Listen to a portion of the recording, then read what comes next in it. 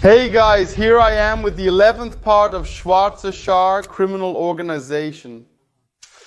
Yeah, I took a little break. My voice is still a bit rough, so if I cough in between, I'm sorry guys.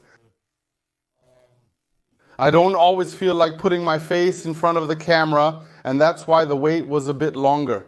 Yeah, the last part. We took action out of necessity from our perspective at the time. I think it clearly shows what happens when people are afraid of losing face, of not saving face, of losing control, no step back, group dynamics, all of that. Let's go. Okay, we're out of here. We were at the gas station, didn't hear anything from the others' phones, and everyone heading back toward Wismar for now. Then the call came, like, why did you overreact so much? That's too much, and it can't go on like this. And I thought to myself, wow, what kind of scene are we in? Yeah. By now, I've been in this scene for a year, but that has nothing to do with experience. I don't even know when you ever really finish learning in this scene. There are always so many surprises, it's hard to imagine. Anyway, then after that call, I also go to our club and say, okay, we need to meet.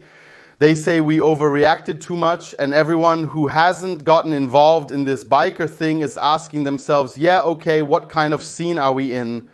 We're being challenged, so we go there. I mean, we didn't stab anyone, we didn't shoot anyone, and so on.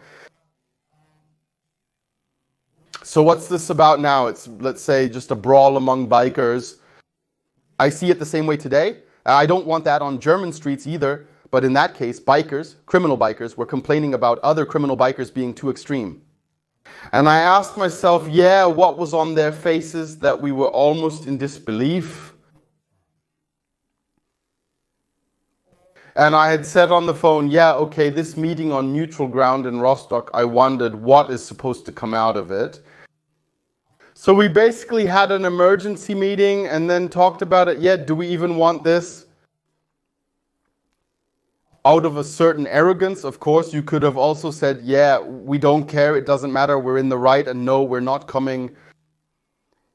But we also weren't in the position to say, yeah, we don't care about any of the other clubs around us anymore. Because we were actually on friendly terms with some of them, especially with the guys from Rostock, and we wanted to keep that going. We also wanted to do more business with them, keep that going, and we knew we couldn't make the entire motorcycle scene our enemy. Still, the question was, what was supposed to come out of this neutral meeting? It was never up for discussion to apologize. We were challenged. Nor was it about admitting, yes, that was too much or that we didn't follow the Roundtable rules. That's why I asked myself, okay, what's the point of this? Yeah, and I also have to say, I wasn't always the likable young man I am here today in front of the camera. I used to be very nervous, hot-tempered, narcissistic, and I thought we were right, and I didn't care. I wouldn't let anyone tell me anything.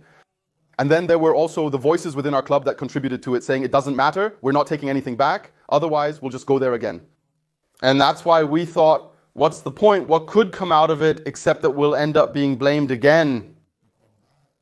And it shouldn't be like that. But okay, we were still part of this roundtable, so I said, okay, let's go there.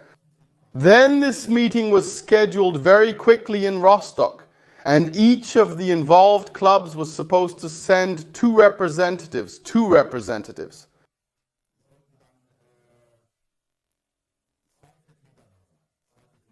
If possible, of course, the president and sergeant, or the president and vice president, and so on.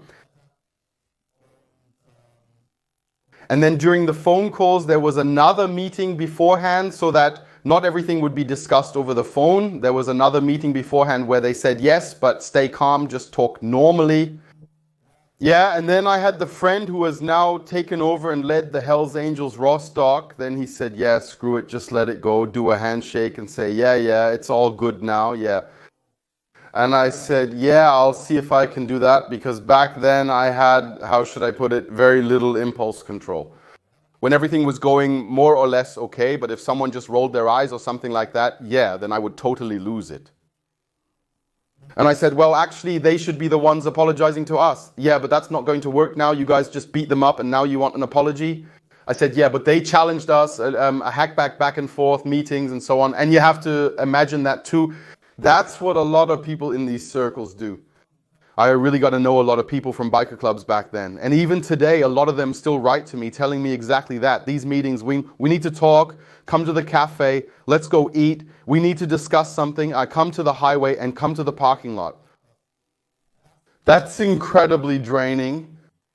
You talk about stupid stuff that some members, prospects, or supporters have done. Stress back and forth. This guy owes money. That guy did something in his territory. It's so incredibly exhausting and draining because you're always doing some kind of politics. It's like playing politics. Always trying to make sure you don't get too much attention yourself, but still look tough enough, but not too tough, and not give too much of a target. It's hard to imagine because it has nothing to do with the image you see on YouTube where they're riding motorcycles through the desert or the Black Forest or wherever. It doesn't matter where. Those are the moments when it's actually about riding motorcycles. But a lot of the time, especially with the structures that criminality attaches to the club, it's about a lot of other things, about conversations, talking, money, power. Okay, in our club, the order was clear. We don't back down, we don't give in, and I don't know what would come out of it. I still had that ringing in my ears, like the president who was in charge before in Rostock, he was always big on handing out punishments. I said, if even one person in the clubhouse starts talking about punishment, then we'll get up and leave, drive to Wismar, barricade ourselves in, and then we'll fight. Doesn't matter. Paying a fine is absolutely out of the question. It's not like we should have to pay a fine now to the club in Schwerin that challenged us.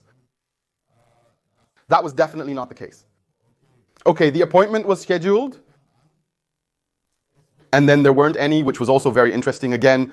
And at the round table, there were several clubs, including us. But in this case, they said, well, 2 or 3 of the other clubs don't need to be there because that's not really their area. Things like violence, power, challenge, and so on. That's why this meeting at the round table became a bit more tense again. And it was a very small meeting. I mean, the Hells Angels Rostock were there, Hells Angels Schwerin. Then the remaining members of the Black Union from Schwerin, and of course us.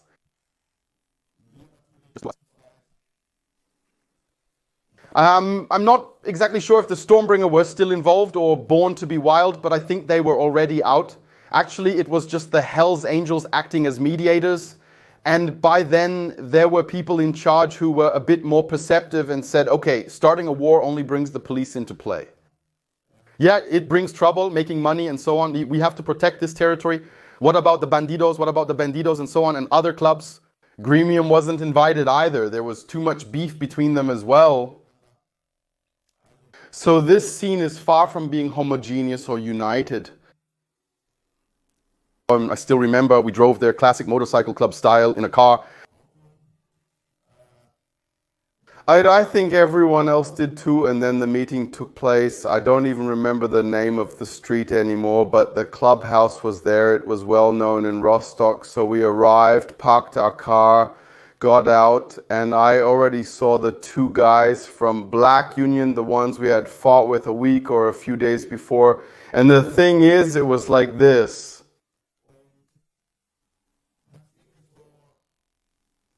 How should I describe this? You know, when you've had a fight with someone in a parking lot 4 or 5 days earlier, and those people were there before, they acted like that and said, Mao, don't hit, get out of the way. Why are you hitting them right away? And then that Sunday, somehow, it was a big deal. With a hat, somehow about 3 centimeters high, and then we get there and you see them again, but suddenly they're standing there with their vests on, and suddenly they seem 3 meters tall and 3 meters wide, with the black vest and a bomber jacket underneath. And I thought to myself, this is kind of contradictory. Yeah, then suddenly acting all tough again. It's not the clothes that make the man, it's the man who makes the clothes. That's when I start to get worked up again. My arteries are pumping and I still hadn't calmed down in those few days. Yeah, I didn't really have the ability back then to calm down, especially with things like that. I was always at 180, and maybe I even went there with that intention. Okay, if it happens again here now, if it happens, then we have another. We respected that because of the position of the Hells Angels, that of course we wouldn't do anything in their territory, and even if we give them our word that there won't be any violence here, then there really won't be any. So it's not like we ignored all the rules there. That definitely wasn't the case. But if there had been a provocation that would have justified it, then I think it would have escalated. In any case, you can see those who are already standing there, that's how we get out. And then you greet each other. Yeah, that's exactly my thing again here, so not with them. But they were just standing there together, and I came along with my sergeant at the time, and yeah, you greet everyone and say, yeah, everything's calm, everything's good. We'll gather upstairs in a bit, see how things go on, and how it all came about, who contributed what, and I'm like, yeah, and then suddenly it was like, yeah, now, and before we have the conversation upstairs, can't you just talk to that one guy for a moment? That was because their president didn't come to this meeting, but 2 members did, one of whom would later join our sports club. And he said, can I talk to you for a moment first? And I'm like, I really don't feel like it. Always this, can I talk to you for a moment? And let's talk beforehand. But we're here for the conversation anyway. Yeah, and then around the corner, and we didn't want that. And our president is out for now anyway, I think, and he's quitting and so on. And that's why everything is actually settled. Everything is fine between us again and so on. I was like, no, nothing is fine here yet, yeah. So that's not an apology yet. And so I said, come on, let's go upstairs to the rooms first and then we'll gather up there. Then you just go into this clubhouse and then you sit upstairs and it's all already tense. Everyone tries to bring in a certain lightness, but you can tell it's a heavy topic. Now people might say, okay, what's this all about? Now 2 bikers got into a fight or whatever, 30 of them fought each other, and now there's some kind of tribunal, a court case. It's even worse than when the authorities crack down. Yeah, that's how it is. Self-regulation within criminal groups, self-discipline. Yeah, we were already sitting there. It was physically very demanding, and then someone started the conversation. And both our groups, well, we were sitting at the table, and I remember one of the Black June guys was sitting on the couch, right? And I know you're watching this. I'm not going to say names, but we still keep in touch sometimes. I know you're watching this, and there was one of the Black Union at the table. And one was on the couch, and the others from the Healthy Inches were sitting across from us and said, yeah, but we have a round table, Philip. Why did you go there and freak out like that and beat everyone up? Yeah, so that's really where it all starts. That's the primordial soup. That's where the primordial soup gets brought up again, you know, really where I thought to myself, like, yeah, did you even tell them about the party? Phone call and so on, yeah, then come over, you have to get ready, yeah, then let's fight, let's meet up. And so on. I even said, I called them, I said, you just need to apologize, and then there's an objection, and then there's an objection, and they say, yeah, but you talked to so-and-so from the Black Union, and he apologized to you. I said, yeah, but that's not the one who called me. Yeah, but still, someone from the club apologized. I said, I don't give a damn. Yeah, and then I was immediately, well, it doesn't matter. I wanted to hear it from the one who said it and not from just anyone, not from some random guy on the side. Yeah, and then you can already see, you know, like, look how hot-tempered he is again. That's why it's obvious that they freaked out and they just cause trouble when they're around like this. Yeah, and then I immediately feel cornered. Hashtag I know it, if some people know what I mean. Especially when I feel so cornered, and the paradox is when I corner people with words and with physical, psychological violence, then I find that justified. I'm allowed to do that, I'm right, and you have to put up with it. Just a quick note on my own behalf, if you want to support us, my book is out, Hassmacht Violence Games bestseller. The brand behind the product, King Among the Kongs, check it out. There are a lot of links below the video showing how you can support us in our work, de-radicalization, anti-violence work on the internet and or at schools. So, lots of options, thumbs up, thumbs down, leave a comment, all of that helps. Thank you very much, and ahoy, the video continues. Yeah, when people do me wrong, my whole world falls apart. Then I want to be the #1 fighter for justice and go all out. We sit at this table then, and everything gets stirred up. Yeah, and then you also met with that guy from Schwerin from the Hells Angels. And I said, yeah, and he told me if they don't apologize, if they really said it like that, he said, then you have to go through with it. Yeah, and then there's a comment like that just thrown in there. Yeah, by go through with it, I meant you have to be tough with them and then talk about it at the round table. I say, no, no, that's enough now. So now everything is getting twisted because everyone is just pushing the responsibility away. Yes, I gave the okay to strike here, to attack here. Then everyone tries to go back to some kind of diplomacy and say, no, because they're also friends with those from Schwerin. It's so tricky. I know this episode is going to be super complicated. But I was thinking like, hey man, then own up to what you said. Even if they had told you, you would have gone there anyway, and you probably would have freaked out even more. Yeah, probably, yeah. I mean, the world's biggest club has never just let it slide. Yeah, when people challenged them, they said like, otherwise get lost or whatever. And now all of a sudden you're saying that by go through with it, you meant I should talk tough at the round table? What? Yeah, you tell a young one-percenter club that comes from the violent neo-Nazi scene, well, then you just have to go through with it if you're being challenged. How is that supposed to be understood? Yeah, where I also, then I sit there kind of in despair. My personal reaction is that I sit there out of personal despair and then I go into a defensive posture. Before things escalate, I just say, yeah, no, it's all right. Well, I misunderstood, with a bit of irony and sarcasm. Not everyone gets that. Well, no, it's clear. Okay, I misunderstood. We're dumb. They're challenging us and I'm supposed to slam my hand on the table at the round table and say, this can't go on. Well, all right, that's why I came to you. And you say, push through. And then the conversation goes around, everyone as slippery as an eel, everyone at the table really done, okay, where are we headed? Yeah, and then it was about some kind of coexistence and that we could get along again and so on. I said we can't do this. A few days ago we were at war and now we're talking like we're going to be best buddies and so on. And until someone apologizes or gets kicked out, nothing is going to happen here. And then, yeah, you can't demand that someone else gets kicked out of the club. I said, yeah, he just needs to apologize. Yeah, he can't, he doesn't want to, and so on. And then the thing happened, and I know you're watching, then the thing happened that upset me the most and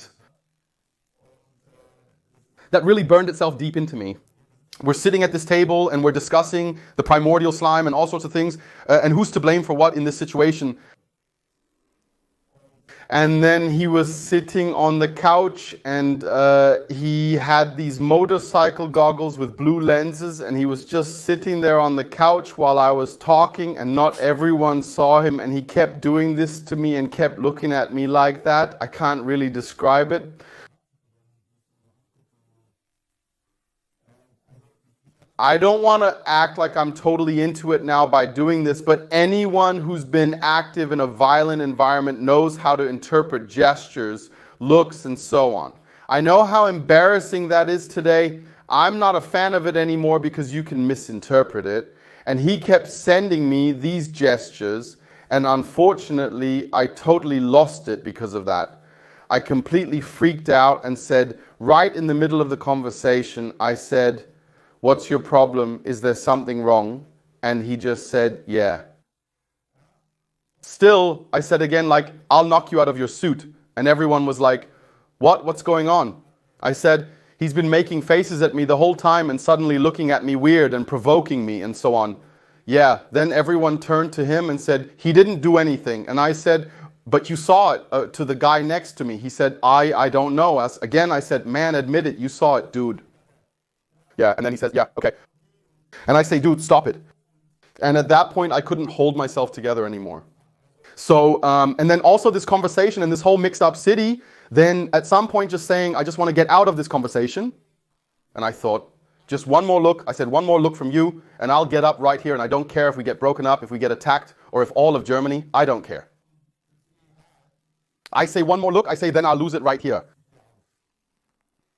Now you might ask, what was the goal of this conversation? I don't know. I think it was about somehow keeping the peace, not starting a new argument, not freaking out again and so on. But everything else didn't make sense to me. Seemed to me, I don't know.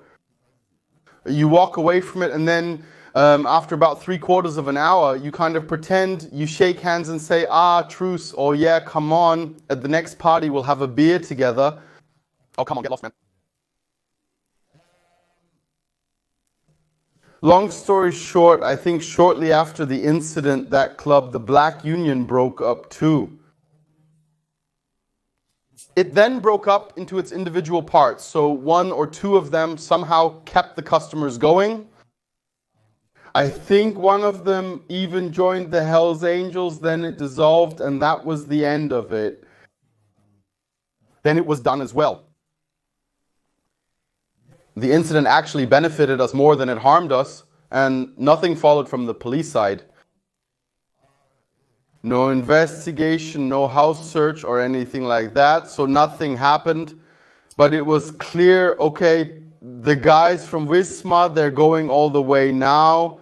It's not like we can just mess with them anymore and so on. The lesson I learned from that is that no matter what was said or agreed upon at those roundtables with the clubs and so on, unfortunately, it doesn't mean much.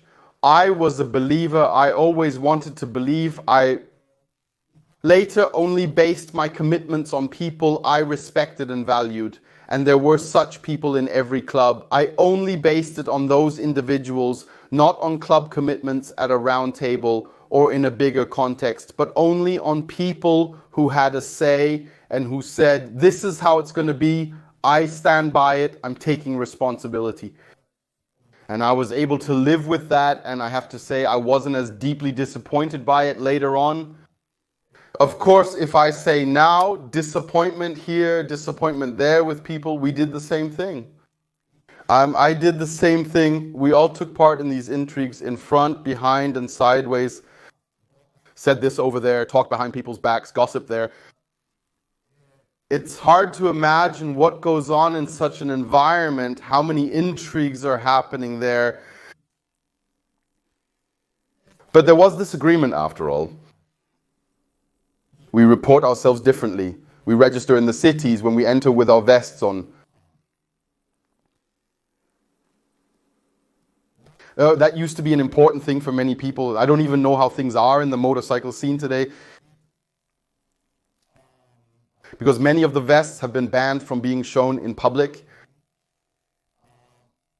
But at that time, it was still like this for us. Okay, if we were going to another city where we knew a certain club basically had control, then we would quickly send a WhatsApp or make a call and say, listen, we're going to ride through later with our motorcycles and vests, head to the harbor, have a fish sandwich or drink an Ulster or a beer and so on, and then ride in.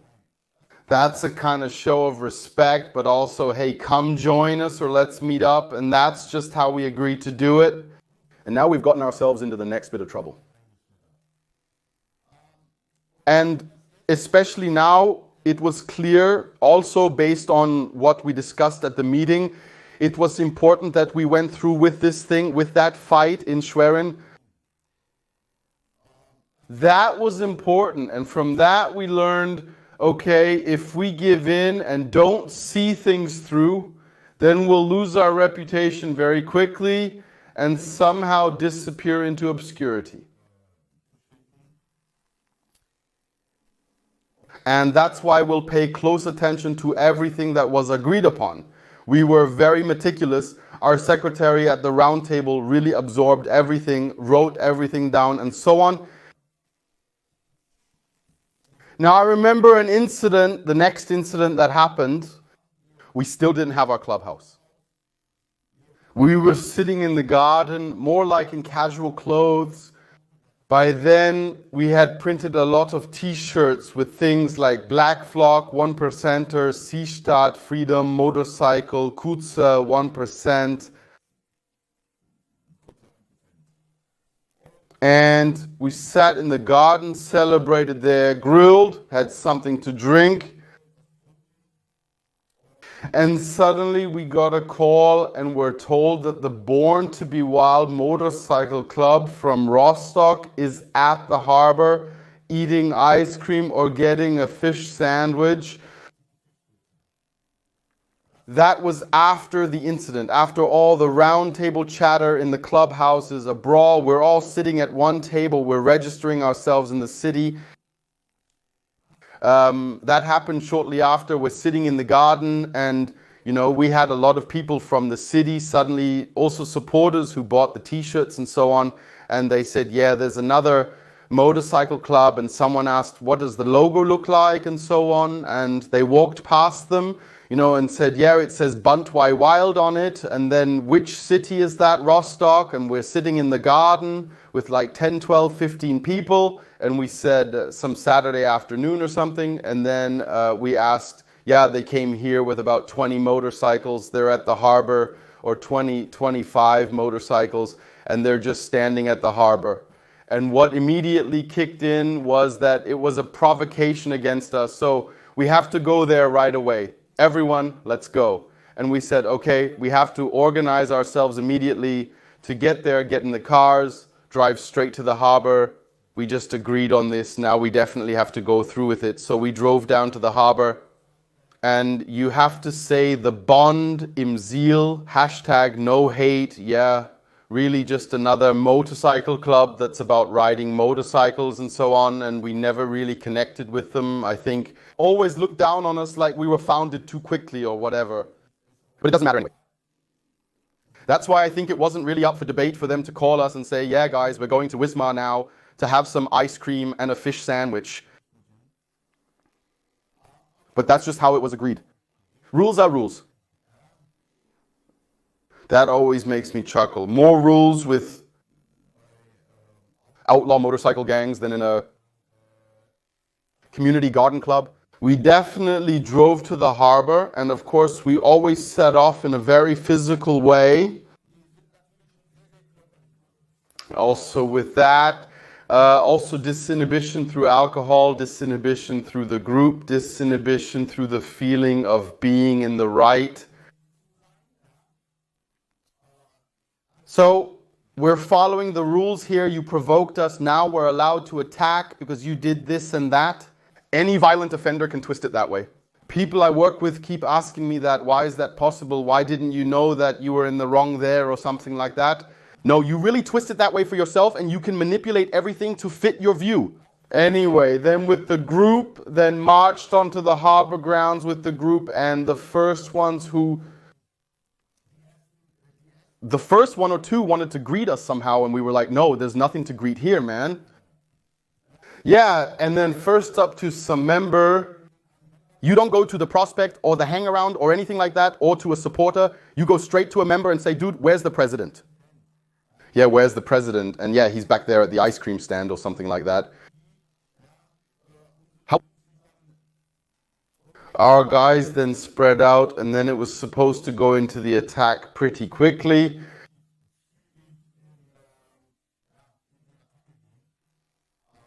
How such a conversation goes and how things continued in business with Daniel from Rostock.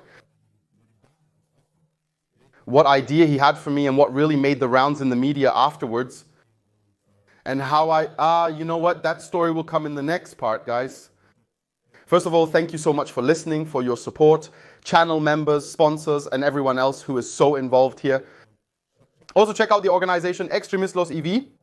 We're always happy when someone supports the nonprofit organization in anti-violence and de-radicalization work. Check out my book, Hate Breeds Violence. I haven't mentioned it in a video for a long time. But how things went on here at the harbor, and then how you'll see everyone. As always, I remain with an ahoy from the coast.